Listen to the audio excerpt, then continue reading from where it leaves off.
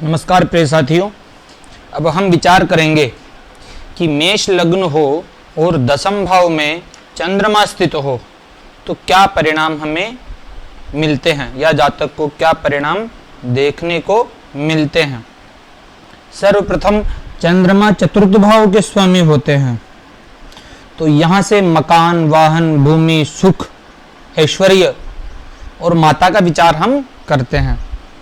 यहाँ के स्वामी चंद्रमा दशम भाव में बैठे रहेंगे, जो अपने ही भाव पर दृष्टि डाले रहेंगे। तो यो यो भाव स्वामी युक्तो दृष्टो तस्य तस्यास्ति वृद्धि। यह सिद्धांत कहता है कि जो जो भाव अपने स्वामी से युक्त या दृष्ट रहता है उस भाव की वृद्धि हो जाती है। तो इस भाव की वृद्धि हो गई, यानी कि जातक के पास मकान, वाहन, बड़ी भूमि, ऐश्वर्य, नौकर चाकर, यश, कीर्ति मिलेगी। ऐसे जातकों को यह फल मिलेगा। कहीं पर दशमस्थ चंद्रमा के लिए कहा गया है, कर्मस्थाने शुधा रश्मौ बहुभाग्यो महादनी मनस्वी च मनोज्ञश्च राजमानश्च जायते। यह काशीनाथ जी ने कहा है कि अगर दशम भाव में चंद्रमा हो तो वह बड़ा भाग्यशाली होता है, बहुभाग्यो, महाधनी और महाधनवान होता है, धनाढ्य होता है ऐसा जातक। मनस्वी च मनोज्ञश्च, और मनस्वी होता है और सुंदर भी होता है। राजमानश्च जायते, और ऐसा जातक राज्य सरकार के अंदर किसी न किसी पदों पर अवश्य ही स्थित रहते हैं, जिनके भी चंद्रमा दशम भाव में स्थित है। ऐसे जातक हमेशा ही, यानी कि कहीं पर भी नहीं फंसते हैं, वो फंस जाते हैं तो जो भी व्यक्ति इनके पास आता है उसकी नैया पार लगा देते हैं। ऐसे जातक परिश्रमी होते हैं, बड़े कार्यशील रहते हैं और महत्वाकांक्षा इनमें बड़ी रहती है। ऐसे जातक जिनके दशम भाव में चंद्रमा हो, लेकिन ये मकर राशि में बैठे रहने के कारण कभी कभी किन्हीं परिस्थितियों में माता पिता का वियोग हो सकता है, क्योंकि 3 राशियों में अगर दशम भाव में चंद्रमा हो तब ऐसी स्थितियां उत्पन्न हो सकती है। तो यह मकर राशि भी उनमें से एक आती है। लेकिन अगर वियोग नहीं होता है तो माता पिता में झगड़े होते हैं, ऐसी भी स्थितियां उत्पन्न कर देते हैं यह ग्रह। अब जैसे आगे बढ़ते हैं अपन, चंद्रमा के साथ में अगर यहां पर सूर्य हो, चंद्रमा के साथ में अगर यहां पर सूर्य हो तब क्या परिणाम देखने को मिलते हैं। सूर्य यहां पर पंचम भाव के स्वामी बनते हैं। महर्षि पाराशर जी कहते हैं, सर्वे त्रिकोण नेतारो ग्राह शुभ फल प्रदाह। सभी त्रिकोण के स्वामी शुभ फल प्रद है। तो यह सूर्य शुभ फल प्रद हो गए, यानी कि शुभ हो गए ये, और इनका संबंध चतुर्थ भाव के स्वामी चंद्रमा के साथ में हो रहा है। तो यहाँ के लिए कहते हैं ये केंद्र में आता है भाव। तो कहते हैं न दिशंति शुभ नृणाम सौम्या केंद्राधिपा यदि, अर्थात कि शुभ ग्रह अगर केंद्र के स्वामी हो जाते हैं तो वह शुभ फल नहीं देते हैं, और क्रूर हो जाते हैं तो वह शुभ नहीं देते हैं। तो चंद्रमा यहाँ पर पक्ष बल से हीन होगा, पूर्णिमा का जन्म होगा। तो ऐसी स्थिति में सूर्य और चंद्रमा साथ में रहेंगे तो राजयोग कारक रहेंगे, क्योंकि चंद्रमा शुभ हो गए, सूर्य भी शुभ हो गए। इसीलिए कहा महर्षि पाराशर जी ने राजयोग अध्याय में, मंद सौम्य सिता पापा शुभौ शशि दिवा करो, अर्थात कि चंद्र और सूर्य का अगर संबंध बनता है तो ये बड़ा राजयोग इंगित करता है। जातक RS, IS, IPS अधिकारी बन सकता है ऐसी स्थिति अगर यहाँ पर होती है। सूर्य को यहाँ पर दिग्बल भी मिल जाता है। दशम भाव में सूर्य दिग्बली अवस्था में रहते हैं, यानी कि सूर्य यहाँ पर दिग्बली रहेंगे तो जातक अवश्य ही अपने कुल का नाम रोशन करेगा। अगर चंद्रमा यहाँ पर अस्त हो जाते हैं तब भी ऐसी स्थिति निकल करके आती है, क्योंकि केंद्र त्रिकोण नेतारो दोषयुक्तावपि स्वयं संबंध मात्रात बलिनो भवेताम योग कारको। अगर यह अस्त हो जाते हैं तब भी राजयोग का फल देंगे, क्योंकि इनका संबंध इतना बलिष्ठ हो जाता है कि अशुभता स्वयं नष्ट हो जाती है। इस कारण सूर्य और चंद्रमा बहुत सुख देंगे जातक को, यानी कि बड़े पदों पर ले जाएंगे। जातक के पास मकान होगा, नौकर चाकर, सुख सुविधा ऐश्वर्य सब रहेगा। सूर्य राज्य के कारक होते हैं, सरकार के कारक होते हैं, ऐसे जातक सरकार से अवश्य ही लाभ प्राप्त कर लेंगे। सूर्य मान सम्मान के कारक होते हैं, बड़े पदों पर आसीन होंगे ऐसे जातक, एमएलए एमपीज भी बन सकते हैं अगर राजनीति के क्षेत्र में जाए। और चंद्रमा मन का कारक है, सूर्य आत्मा का कारक, राजनीति का कारक है, राजा का कारक है, तो ऐसे जातकों का मन राजनीतिक कार्यों में भी अत्यधिक लगा रहेगा और बड़े पदों पर आसीन होंगे। अब सूर्य के साथ में अगर चंद्रमा के साथ में अगर यहां पर मंगल स्थित हो तब क्या परिणाम निकल करके आते हैं, इसका विचार करते हैं। सर्वप्रथम मंगल यहां पर उच्च के हो जाते हैं, मंगल यहां पर उच्च के रहते हैं। यहां पर मंगल उच्च के रहने के साथ के अंदर ही पंच महापुरुष योग में से रोचक नाम का योग का सृजन भी करते हैं। मंगल यहां पर बड़ा द्वितीय फल देंगे। ऐसा जातक कुलदीपक होगा, क्योंकि बुधेयस्य भृगोयस्य यस्य केंद्रे बृहस्पति दशमांगारको यस्य सजातः कुलदीपकः, अर्थात कि ऐसा जातक कुलदीपक होगा, सेना में अग्रणी रहेगा, बड़े पदों पर आसीन होगा ऐसा जातक, मिनिस्टर तक हो सकता है ऐसा जातक। अगर गुरु यहां पर हो तब तो कहना ही क्या, सूर्य यहां पर हो फिर और कहना ही क्या, शनि यहां पर हो तब तो ऐसा जातक कहते हैं ना, फिर तो यानी कि उच्च 5 ग्रह अगर उच्च के हो जाते हैं, नवस्चरा पंच निजोच्च संस्था ये सब प्रसूतो सतो सार्वभौम है, तो सार्वभौमिक बन जाएंगे ऐसे तो। पर ऐसी स्थिति बहुत कम देखने को मिलती है, भगवान कृष्ण की, राम जी की जन्म कुंडलियों में ये स्थिति होती है। लेकिन यहाँ पर मंगल उच्च के रहेंगे तो बड़ा अद्वितीय फल देंगे, बड़े राज्य प्रशासन में जाएंगे, पद प्रतिष्ठा यश कीर्ति राज्य वैभव कारोबार सब यहीं से देखते हैं, इनमें बहुत धनवान होंगे ऐसे जातक। सूर्य और चंद्रमा का युति गजलक्ष्मी योग का भी सृजन करती है। गजलक्ष्मी योग बड़ी भूमि ऐसे जातकों को मिलती है, बड़े भूमिवान होते हैं ऐसे जातक, मंगल भूमि का कारक भी है। तो ऐसी स्थितियां यहाँ पर निकल करके आती है कि यह स्थिति बड़ी अद्वितीय मानी गई है, बड़े व्यापारी हो सकते हैं ऐसे जातक। मंगल और चंद्रमा, यहाँ पर मंगल की दृष्टि लग्न पर रहेगी, चतुर्थ पर रहेगी तथा पंचम भाव पर रहेगी। अब दृष्टि क्या फल देती है, लग्न को देख रहे हैं तो अपने भाव को देख रहे हैं, तो यो यो भाव है स्वामी युक्तो दृष्टो तस्य तस्यास्ति वृद्धि। लग्न से क्या विचार करते हैं, देहम रूपम ज्ञानंच वर्णंचैव बलाबलम सुखम दुखम भयंचैव लग्न भावा निरीक्षित। तो ये जो भी फल लग्न से देखते हैं उनमें ये पुष्टता ला देंगे, जातक का शरीर हृष्ट पुष्ट रहेगा। ऐसी स्थिति अपन कर सकते हैं, हमेशा सुखी रहेंगे ऐसे जातक। अब आगे मंगल की दृष्टि चतुर्थ भाव पर रहेगी, चतुर्थ भाव का अपना स्वामी भी देख रहा है, तो यहाँ के लिए भी मंगल शुभ फल प्रद रहेंगे। वैसे इनकी नीच राशि है लेकिन फिर भी अच्छा फल प्रदायक ही होंगे मंगल। यहाँ पर मकान वाहन भूमि सुख ऐश्वर्य सब प्रदान करेंगे मंगल।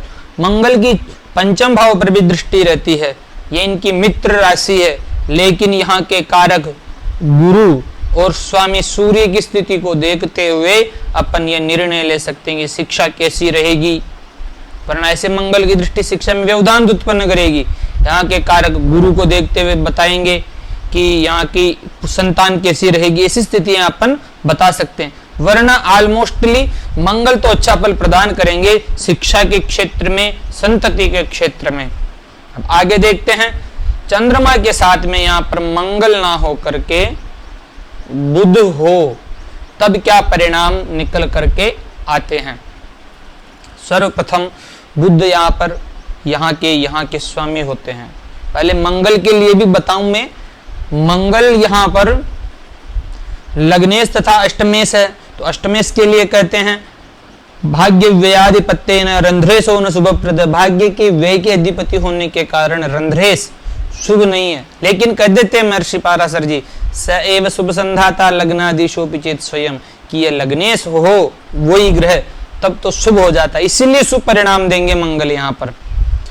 क्योंकि दो ही तो लग्न होते हैं जहां पर अष्टमेश और लग्नेश साथ में होते हैं, एक तो मेष लग्न और एक तुला लग्न। तुला लग्न भी हो तब भी ऐसी स्थितियां होती है जब एक ही ग्रह अष्टमेश तथा लग्नेश बनता है। इस कारण मंगल और चंद्रमा की युति शुभ है। अब बुध पर आते हैं। बुध यहाँ पर क्या परिणाम हमें देख करके देता है। देखिए, बुध यहाँ पर तीसरे और षष्ठ भाव के स्वामी होते हैं। बुध पतयः त्रिषडायानाम विधि पाप फल प्रदा, त्रिषडाय पति पापी होते हैं। चंद्रमा के साथ में रहेंगे ऐसे बुध, दोनों शत्रु है, कहीं ना कहीं राज्य से दिक्कत, राज्य से भय उत्पन्न कर देंगे। चंद्र और बुध की युति जातक को बड़ा काल्पनिक बनाती है, यानी कि ऐसे जातक विचारते अत्यधिक है, अपने विचारों में खोए हुए रहते हैं। शिक्षा के क्षेत्र में अग्रणी रहेंगे ऐसे जातक का मन पढ़ाई में ज्यादा रहेगा, व्यवसाय में अत्यधिक रहेगा, एक से ज्यादा व्यवसाय ऐसे जातक कर सकते हैं। वकील का काम करे, ज्योतिष का काम करे ऐसे जातक तो बड़ा अच्छा फल प्रदायक रहेंगे। बुध यहाँ पर चंद्र और बुध की युति अच्छा फल देगी, ज्यादा परेशानीदायक नहीं रहेगी तो सरकार से भय बना रहेगा, क्योंकि दोनों क्षत्रुवर और राज्य का भाव है। राज्य मिलने पर भी कहीं ना कहीं छूट जाए, लेकिन समाज के अंदर, परिवार के अंदर ऐसे जातकों का मान सम्मान दिनों दिन बढ़ता रहेगा, क्योंकि बुधे यस्य भृगो यस्य केंद्रे बृहस्पति समांगारको यस्य सजातक कुल दीपक। यह बुध भी अगर केंद्र में रहता है तो कुल दीपक योग का सृजन कर देता है। अब बुध के बाद में अगर यहाँ पर बुध ना होकर के साथ में देव गुरु बृहस्पति हो, तब क्या परिणाम देखने को मिलेंगे, इसका विचार करते हैं। सर्वप्रथम गुरु भाग्य के स्वामी तथा वैभव के स्वामी होते हैं। यहाँ के लिए महर्षि पाराशर जी कहते हैं, लग्नाद वेदुतीये सौ परेशाम साहचर्यतः स्थानांतरानुगुण्येन भवतः फलदायकौ। अर्थात कि यहाँ के स्वामी जिनकी दूसरी राशि जहाँ पर जा रही है वहाँ का प्रतिनिधित्व ज्यादा करेंगे। तो इनकी दूसरी राशि त्रिकोण में जा रही है, नवम भाव में, तो यहाँ के लिए कहते हैं सर्वे त्रिकोण नेता रोग्रा सुफल प्रदाह, सभी त्रिकोण के स्वामी सुफल प्रद है।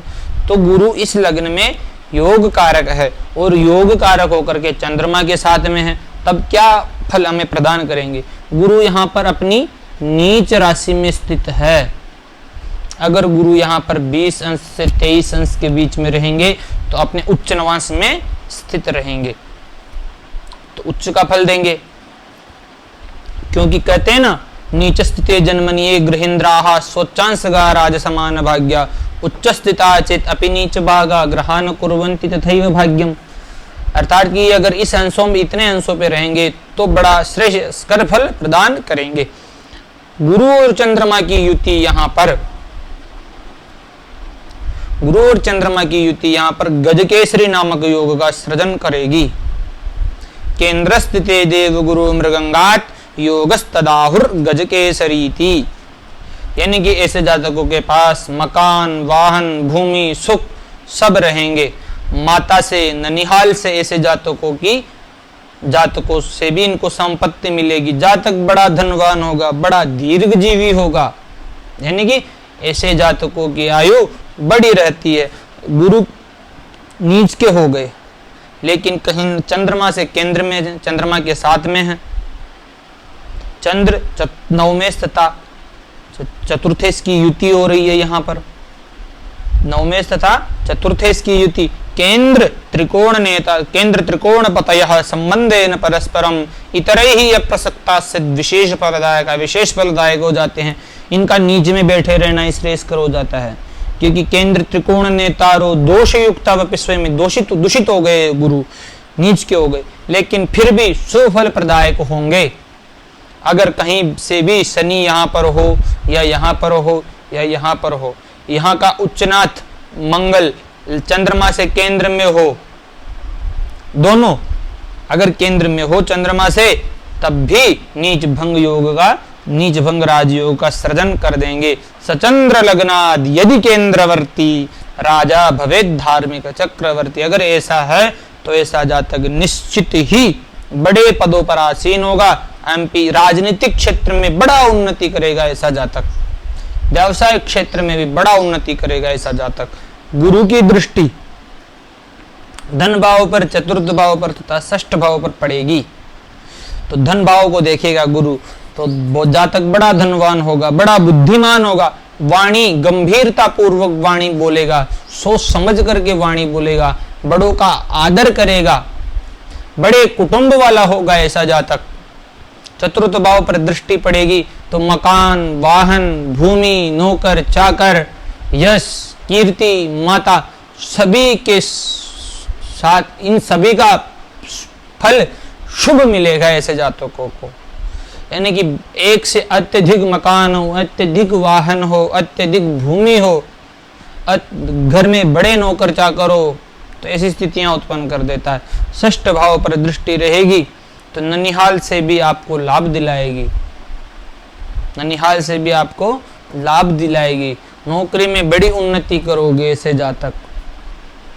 दूसरी बात, ऋण रोग शत्रुओं से बच करके रहना चाहिए ऐसे जातकों को। ऋण हो सकता है ऐसे जातकों पर, शत्रुओं का समन होगा, लेकिन ऋण और रोग से संबंधित आपको किंचित परेशानी रहेगी। अब चंद्रमा के साथ में अगर गुरु ना हो करके शुक्र विराजमान हो तब क्या परिणाम देखने को हमें मिलेंगे यह जानते हैं। शुक्र और चंद्रमा की युति भी गजकेसरी योग के समान ही मानी गई है। शुक्र और चंद्रमा की युति गजकेसरी योग के समान ही मानी गई है। शुक्र यहाँ पर सप्तमेश तथा द्वितीय भाव के स्वामी होते हैं, केंद्र में इनकी राशि है, इसलिए कहते हैं यदि केंद्राधिपत्य दोषस्तु बलवान गुरु शुक्रयो हो, यानी कि केंद्र में इनकी राशि आ जाती है गुरु और शुक्र की, तो इनको केंद्राधिपत्य दोष लग जाता है। फिर कहते हैं मारकत्वे पिचतयोर मारक स्थान संस्थिति ही, फिर ये मारक और हो जाते हैं, तो ये दूषित हो गए शुक्र। लेकिन मित्र ग्रह में बैठे हुए हैं, चंद्रमा के साथ में बैठे हुए हैं, योग कारक ग्रह के साथ में बैठे हुए हैं, तो ये इनमें किंचित शुभता भी आ जाती है। महर्षि पाराशर जी भी यही कहते हैं, कविस्साक्षान् निहंतास्यान् मारकत्वेन लक्षितः। यह स्वयं मार्केश नहीं होते हैं, बल्कि इनको बुध और शनि का संगम हो तब ये ऐसा परिणाम देखने को मिलते हैं। जब हम बुध और शनि के शुक्र के फलों पर चर्चा करेंगे तब हम ये विचार करेंगे कि ये मारक होंगे या नहीं होते हैं, वरना अस्मिन इस समय तो ये मारक नहीं रहेंगे। और चंद्रमा शुक्र पत्नी का कारक है और सप्तमेश भी है, और चंद्रमा सौंदर्य का प्रतीक है, तो ऐसे जातकों की पत्नी सुंदर मिलेगी, बड़े धनवान मिलेगी, इस व्यापार के क्षेत्र में वो बड़ी अग्रणी रहेगी ऐसी पत्नी, क्योंकि शुक्र और ऐसे जातकों का मन लग्जरी लाइफ जीने का मन करेगा, क्योंकि चंद्रमा मन के कारक है और शुक्र वैभव के कारण है, भोग ऐश्वर्य के कारक है। तो ऐसी स्थितियां निकल करके यहाँ पर आती है चंद्र और शुक्र की युति। अगर यहाँ पर ही चंद्रमा के साथ में शनि स्थित हो तब क्या परिणाम निकल करके आते हैं यह विचार करते हैं। चंद्रमा और शनि की युति विषय योग का सृजन तो करती है, और इन दोनों की युति पुनर्फु योग भी बनाती है, लेकिन यहाँ पर शनि स्वग्रही होंगे तो कहते हैं यो यो भाव स्वामी युक्तो दृष्टो तस्य तस्यास्ति वृद्धि, अर्थात कि इस भाव की वृद्धि हो गई। और शनि यहाँ पर बैठ करके पंच महापुरुष योग में से शश नामक राजयोग का निर्माण कर रहे हैं। ऐसे जातकों का जन्म बड़े घरों में होता है और बड़े पदों पर आसीन हो जाते हैं, लेकिन मन के अंदर कहीं ना कहीं मानसिक परेशानियां उत्पन्न होती रहेगी। धन कितना भी हो, पद प्रतिष्ठा यश कीर्ति कितनी भी मिल जाए, लेकिन एक असंतोष बना रहेगा ऐसे जातकों के जीवन में, एक असंतोष बना रहेगा ऐसे जातकों के जीवन के अंदर। ये बड़ी प्रतिष्ठा को तो प्राप्त करेंगे ऐसे जातक, जो भी काम होगा वह तीसरी बार में या दूसरी बार के अंदर संपन्न होंगे, यानी कि जो भी काम दूसरी तीसरी बार में संपन्न होते हैं। वैवाहिक जीवन के अंदर बड़ा कष्टमय योग है यह। अब आगे देखते हैं, शनि की दृष्टि वे भाव पर, चतुर्थ भाव पर तथा सप्तम भाव जो विवाह के भाव है यहाँ पर भी दृष्टि पड़ती है। द्वादश भाव सैया सुख का भाव भी है, इसके अंदर बड़ी परेशानी उत्पन्न करते हैं। सप्तम भाव पत्नी का भाव, पत्नी का स्वास्थ्य अच्छा ना रहे, विवाह में विलंब हो सकता है ऐसे जातकों का। यहाँ पर शनि चतुर्थ भाव को देखेंगे तो मकान वाहन भूमि तो अच्छा रहेगा, क्योंकि अब इनका भावेश भी अपने भाव पर दृष्टि डाल रहा है, तो यहाँ का नुकसान नहीं करेंगे, लेकिन द्वादश भाव तथा सप्तम भाव का नुकसान करेंगे। यहाँ के कारक शुक्र व स्वामी शुक्र की स्थिति को देखते हुए फलित करना होगा। अगर शुक्र ये अच्छी स्थिति में है, चाहे शुक्र यहाँ पर बैठे और गुरु यहाँ पर बैठ जाए, तब अच्छा रहेगा, क्योंकि गुरु इस भाव को पुष्टता कर देंगे और शुक्र यहाँ के कारक उच्च के रहेंगे। ऐसी स्थितियां रहेगी तो ठीक है, अन्यथा शनि की इस भाव पर दृष्टि जो यानी कि पार्टनरशिप में जो व्यापार करते उसमें उन्नति प्रदान नहीं कर सकती। कहीं ना कहीं पत्नी के स्वास्थ्य को लेकर, वैवाहिक जीवन को लेकर हमेशा चिंता बनी रहेगी।